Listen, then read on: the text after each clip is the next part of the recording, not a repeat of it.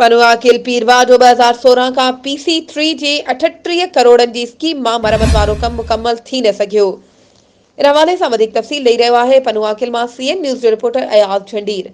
जी अयाज़, छा तफ़सील आहिनि? ॿुधायूं पिया त आबपाशी सीडा जे अमलदारनि MD सीडा, डायरेक्टर सीडा ऐं ॿियनि जी मिली भगत सां आबपाशी सीडा, घोटकी, पनुआकिल ऐं सखर में मेगा करप्शन जा मुबैना तौर ते इंकशाफ थिया आहिनि। अव्हांखे ॿुधायूं पिया त पीरवा पनुआकिल जी मरमत ऐं तामीर जो 2016 में 38 करोड़ जी स्कीम ॾिनी वई हुई, जंहिंजो इफ़्तिताह सईद खुर्शीद अहमद शाह कयो हो, पर उनजो ठेकेदार अमलदारनि कुझु हंधनि तां खाटी कराए ॿियो कमु 4 सालनि खां बंदि करे छॾियो आहे ऐं उहे पैसा बि हिन महिल ते मुबैना तौर ते गुम आहिनि, जंहिं बाबति चयो वञे पियो त उहे अमलदार ऐं ठेकेदार मिली करे पैसा जैली कार्रवाई ॾेखारे हड़प करे विया आहिनि, क़ाइमु आहिनि। पीरवा में गंदो पाणी ही अव्हांखे नज़र अची रहियो आहे, जंहिं सबबु सवें हज़ारे आबादगारनि जूं ज़मीनूं बंजर बणिजी वियूं आहिनि। अहिड़े अमल ख़िलाफ़ मेगा करप्शन जी जांच ऐं तदारक लाइ अमख्याल जे ग़ुलाम मुस्तफ़ा कलवड़, समाजी अॻवान मीर मक़सूद ख़ान कोराई, सत्तार महर, फारूक अहमद भुट्टो ऐं ॿियनि सख़्त एहतिजाज कंदे फौरी जांच ऐं कार्रवाई जी घुर कई आहे।